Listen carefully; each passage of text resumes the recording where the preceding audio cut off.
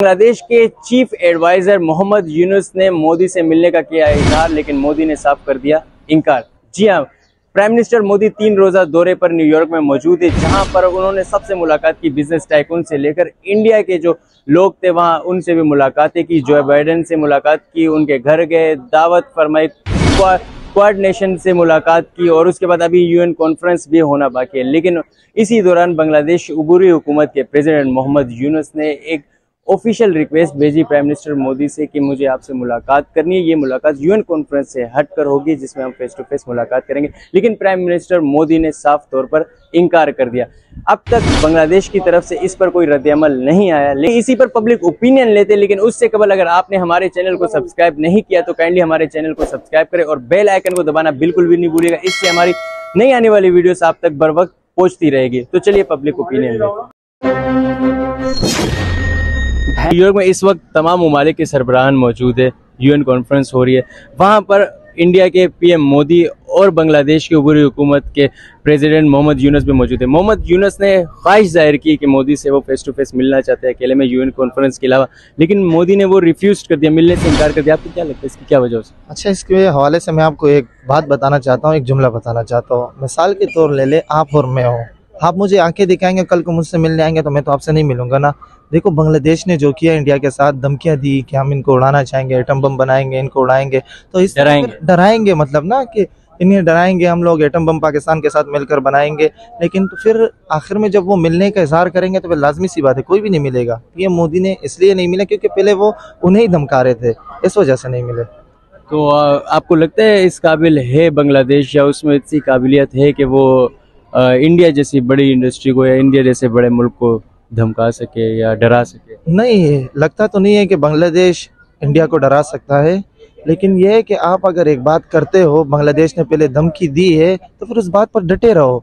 फिर बाद में ये सारे ख्यालात ना करो कि हमें इनसे मिलना है या हमें इनसे पर्सनल बात करनी है, ये नहीं करनी चाहिए। फिर आपने अगर एक बात कह दी या धमकी दी, आपने जो भी किया, लेकिन उस बात पर फिर डटे भी रहना चाहिए।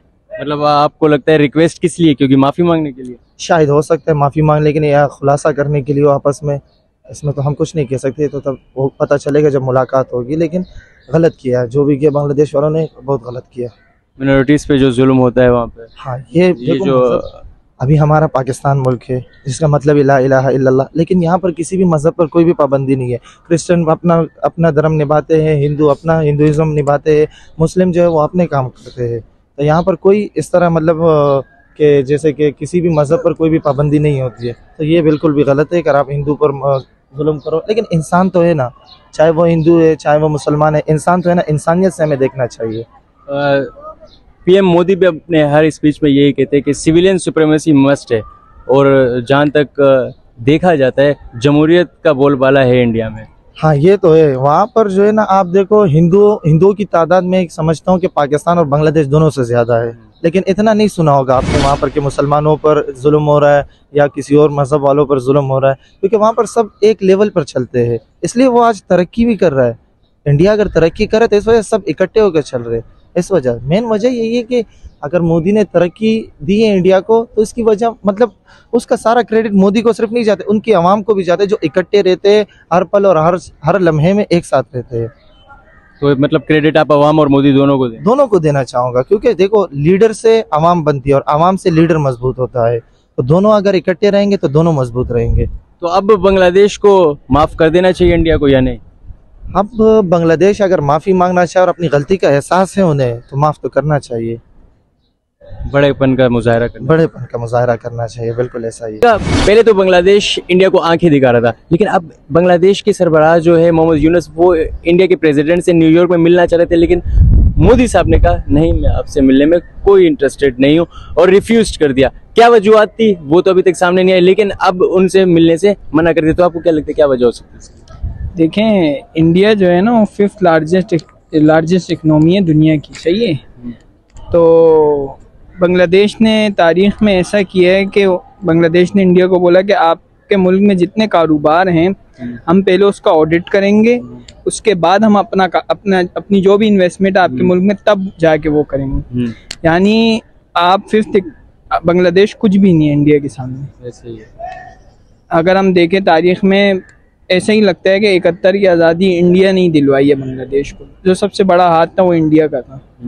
और अभी आके 2023-24 में आके आप इंडिया को कह रहे हो कि पहले हम आपके मुल्क में जो कारोबार है उसका ऑडिट करेंगे और उसके बाद हम अपनी इन्वेस्टमेंट करेंगे। इसका मतलब आप कारोबार करना नहीं चाह रहे, आप धमकी देना चाह रहे हो, तो गलत है, नहीं होना चाहिए। तो क्या लगता है आपको, इंडिया को धमकी देने के कद रखता है बांग्लादेश? नहीं, अभी तो बिल्कुल नहीं रखता। जिस तरह वहाँ पे इनकलाब के नाम पे उन लोगों ने हुकूमत गिरा दी। मेरे अपने ज़ाती तजुर्बे से या ज़ाती जो मेरा रुझान है वो यही है कि इनकलाब इस तरह का इनकलाब नहीं होना चाहिए था जिसमें नुकसान ज़्यादा है, फ़ायदे बहुत ही कम है।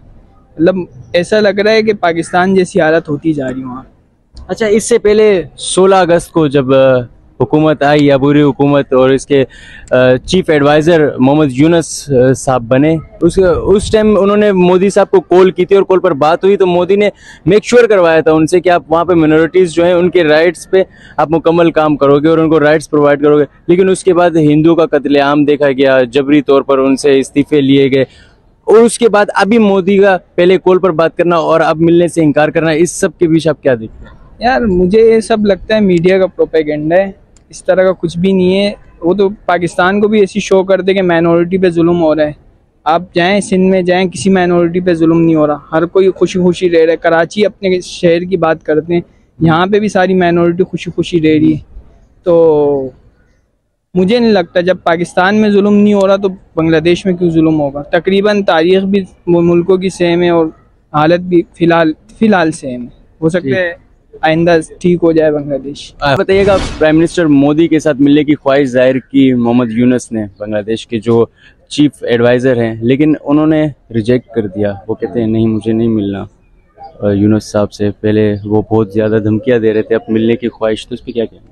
यार देखिए, दुनिया के जो है ना डिपेंड कर रहा है ताल्लुकात के ऊपर। अगर आप किसी रियासत से या किसी भी मुल्क से, कोई भी, चाहे वो छोटा हो या बड़ा हो, आप उस मुल्क से अपने खारजी जो ताल्लुकात हैं फॉरेन पॉलिसी के, अगर आप वो ख़राब करना चाह रहे हैं या डिप्लोमेटिक तरीके से बात नहीं कर रहे हैं तो आप अपना नुकसान कर रहे हैं। ठीक है, ये चीज़ें बांग्लादेश को पहले सोचना चाहिए था, सोच समझ के फैसले लेना चाहिए था। इन लोगों ने अंधेधुंध फैसले लिए हैं और अभी जाकर उनको महंगा पड़ रहा है। मैं समझता हूँ किसी कंट्री से आप, या जैसे कि इंडिया जैसे मुल्क से अपने ताल्लुकात ख़राब करना, अपने रिलेशन ख़राब करना, ये अपने घर का ही नुकसान करना है। तो बेहतरीन यही है कि आप जितना हो सके डिप्लोमेटिक तरीके से अगर इस मसले के ऊपर बात करें, जो भी खदशात हैं, तो ही दोनों रियासतों के लिए, दोनों मुल्कों के लिए बेहतरीन ऑप्शन पेश हो सकता है। जैसे कि हाल ही में आपने देखा होगा, पहले इंडिया को धमकियाँ दे रही थी बांग्लादेश, धमकियों पे धमकी कि आपके जो भी कारोबार है बांग्लादेश में उसकी स्क्रूटनी होगी, फिर उसके बाद इंपोर्ट एक्सपोर्ट बंद कर देंगे हम। धमकियों से अब ये मिलने तक का फासला आप क्या लगता है कैसे तय किया इन्होंने?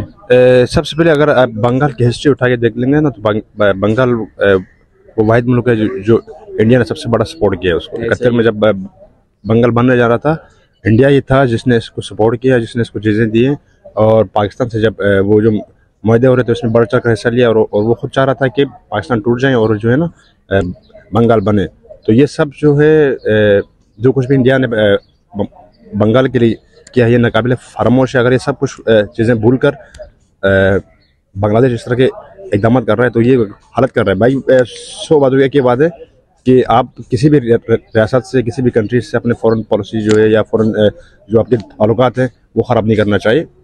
जो भी मसले है डिप्लोमेटिक जरिए से मिल बैठ के मसले का निकालें, कुछ आप देंगे, कुछ वो देंगे, तो इसके जरिए जो है अगर कोई बेहतरीन हल तलाश हो सकता है। अदरवाइज मुझे नहीं लग रहा। और ऑलरेडी जो है बंगाल के अंदर इतने। तो नाज़रीन, ये थे पाकिस्तानी पब्लिक ओपिनियंस जो हमने आप तक पहुँचाए। उम्मीद है वीडियो आपको बहुत पसंद आई होगी। तो नाज़रीन, वीडियो एंड करने से पहले अगर आपने हमारे चैनल को सब्सक्राइब नहीं किया तो काइंडली हमारे चैनल को सब्सक्राइब करें और बेल आइकन को दबाना बिल्कुल भी नहीं भूलिएगा, क्योंकि बेल आइकन को अगर आप प्रेस करेंगे तो हमारी वीडियोस बर वक्त आप तक पहुंचती रहेगी और हम मोटिवेट होंगे मजीद इस तरह की इंटरेस्टिंग वीडियोस बनाने के लिए। तो इसी के साथ मैं अपनी वीडियो को करता हूं एंड। अल्लाह हाफिज़, अल्लाह निगहबान।